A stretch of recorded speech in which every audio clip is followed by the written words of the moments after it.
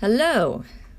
While I was finishing up the last few chapters of reading Cinder, I was thinking, okay, what's the next thing that I should read?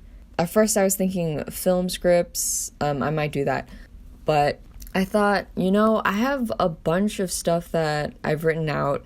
Most of them are scenes, some of them are just little shorts, and some things that are incompleted.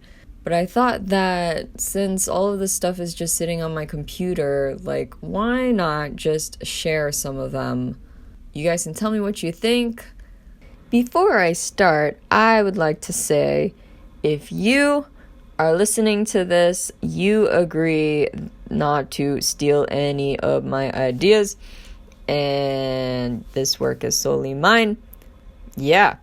I guess you guys don't really need to know the backstory of why I wrote these scenes, but I guess just to quickly explain it to you, for a week, every day, I looked up some regular writing prompts. So, I don't know, when you do that, it's mostly prompts for writing novels and stuff, but I transitioned those prompts into screenplay format.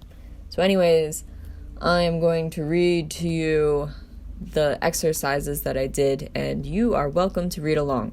First of all, the writing rules. Write a dramatic scene from the prompt given. You have 1 hour to write it. It can be no longer than 3 pages. Go! Okay, so the first prompt that I have, this was written last year. Add an original scene to the last movie you watched. And at the time, the last movie that I watched was The Secrets of NIMH. I don't know if anyone remembers that, but it's basically a story about these really intelligent rats that escaped a science lab. Excuse the grammar and possible spelling mistakes and blah. We're just gonna do this for fun. And I didn't really edit this too much. Okay, interior, NIMH building, lunch lounge, day. A room with a decent kitchen, a couple round tables with chairs, and a window looking out into a flat green landscape. Maybe I should do a little bit of a backstory? I thought I would write this scene in the scientist's perspective because you never see them throughout the whole entire movie. So, let's get started. Dr. Kim, Dr. Higgins, and Dr. Lupert are all in their 50s to 60s. They hold a mug of coffee in their hand. They chat about the Hillards farm. Dr. Kim. We'll finally catch them today. They may be more intelligent than other rats, but they're not that intelligent to hide from us. Dr. Higgins. Do you think we'll be able to get all of them? The door to the lounge swings open. Dr. Turner, the youngest of these doctors, is in his late 30s, out of breath with sweat on his brow. Dr. Lupert. What's gotten into you, Dr. Turner? Dr. Turner. Is it today? It's happening today? Dr. Lupert. What's happening today? Dr. Kim. He means the rats. Dr. Lupert leans in and says in a serious tone. Dr. Lupert. This was supposed to be between Group G. Dr. Kim. He is part of Group G. Dr. Lupert. Why didn't you notify me? Dr. Kim shrugs off the question. Dr. Lupert leans back and looks disapprovingly at Dr. Turner. Dr. Turner. Well? Dr. Kim. Yes, it's today. Dr. Turner. Are the vans on their way? Dr. Lupert. They left an hour ago. Why? Turner's eyes wildly dart around the room as if looking for some kind of answer. He can't stop moving his hands around. Dr. Kim. What's the matter? There is a squeak in the room. Dr. Higgins. What was that? Dr. Turner glanced at one of the cupboards. A cupboard door is slightly open. As if Dr. Turner remembered where he was, he stops as if nothing was wrong. He dabs his forehead with a handkerchief. Dr. Turner. I need to check on the solutions. He rushes out. Dr. Higgins. Is he all right? Dr. Lupert. Something is off about him. Dr. Lupert goes to the cupboard that was slightly open to get some chocolate. Something black and furry moves away behind a box of sugar. Dr. Lupert grabs the box of sugar and discovers a dark hole that has been chewed all the way through the cupboard and the wall. Dr. Lupert, it's one of them! They've been watching us! Dr. Kim and Dr. Higgins rush over to Dr. Lupert to see the hole. Dr. Higgins, they know. We need to do something. Dr. Kim, something fast. Dr. Lupert, Dr. Turner! We need to get him now! They put their coffee down and rush out after Dr. Turner. Scene. So that was all that I could write within an hour. And just in case you didn't know what was going on, and hopefully you picked it up, I think I showed this to one of my friends and he was kind of confused what was going on. So I was thinking that Dr. Turner would be the secret spy for these really smart rats. So yeah, he's at the NIMH building and working there to basically spy for the rats. And Dr. Lupert doesn't trust Turner. Like, there have been times while they've been working together or whatever, and he would pick up on Dr. Turner just being strange. And yeah, today's the day where he's like, you know what? I knew it. He was up to something. And so then he's like, it's Dr. Turner. We need to go chase him now because, you know, I think he's a spy. And so yeah, that was basically what I was going for this scene. Okay, next scene. In this scene, I wrote a story about these two kids in Alabama. So yeah, but I'll explain it more later. I think all you really need to know is that there are these two kids in Alabama. They are walking alone on this dirt road. So the prompt that I got from this is, so like, write a scene where there are two friends have a disagreement. Exterior dirt road in the woods, Alabama day. Henry, a 16-year-old boy with black hair, and Gil, with red hair, also a 16-year-old boy, walk down a dirt road with their bikes. There are grocery bags hanging from their handlebars. Henry's bike has a popped wheel and Gil's chain broke. Henry, forget the bikes. We need Paul to leave. Gil, no, I said he's staying. Henry, tell me why, huh? He ruined our chance. We were going to get out of here. Gil, I know. We just can't, okay? Henry, something happened to you, didn't it? When we got that final piece for the computer, you started being nicer to him. Gil, you changed too. The day we found out about the competition, you became greedy.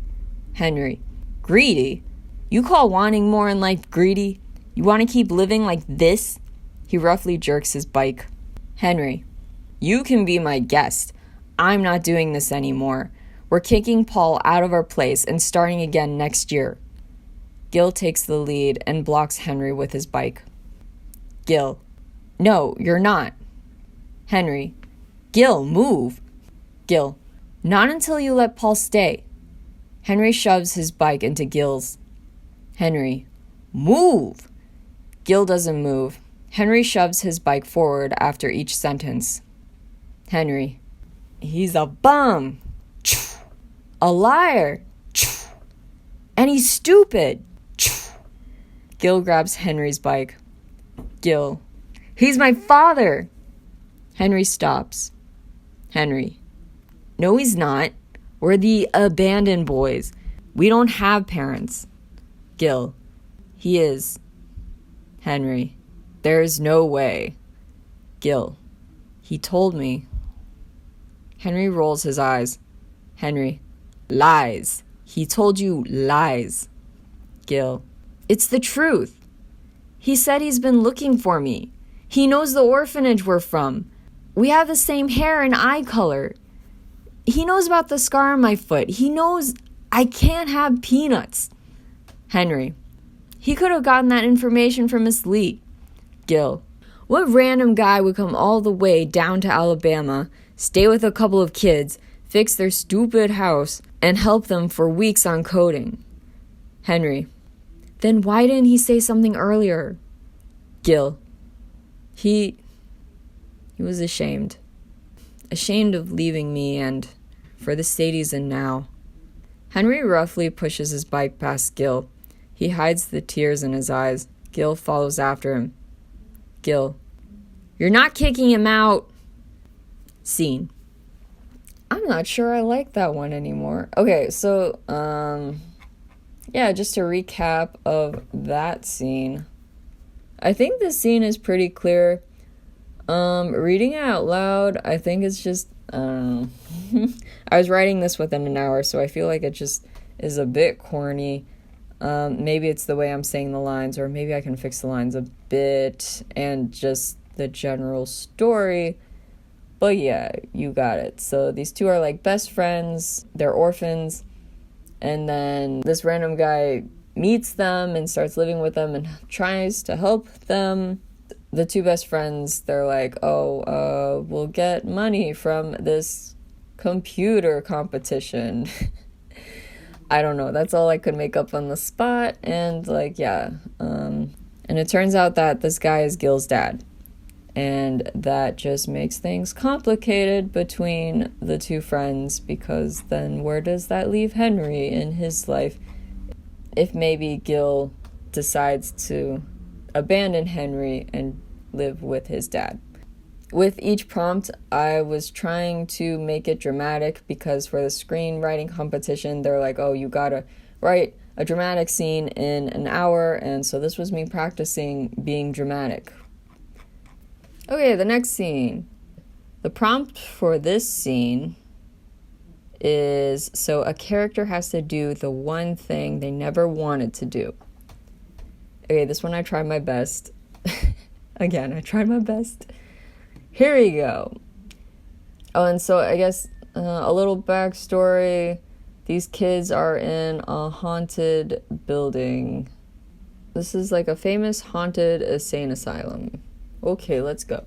Interior, Waverly Hills Sanatorium, night.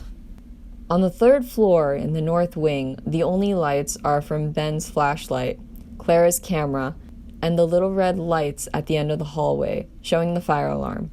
Ben shines his light on Lottie. Ben, you're doing it. Lottie, there is no way. You do it. Clara, come on, Lottie. It's your turn. Ben did the test of courage at the Sally house, and I did it at the Stanley Hotel. Oh my gosh. I'm sorry. I will say this was, okay, I will add that, this scene is inspired from Sam and Colby's Ghost Adventures. So, if you are a fan, you might find this a bit cringy, but anyways, Sam and Colby are not in the scene, but they, I guess you could say, are doing the same stuff that Sam and Colby have done. In a way. Yeah. Anyways, back to, come on, Lottie, it's your turn. Ben did the test of courage at the Sally house, and I did at the Stanley Hotel.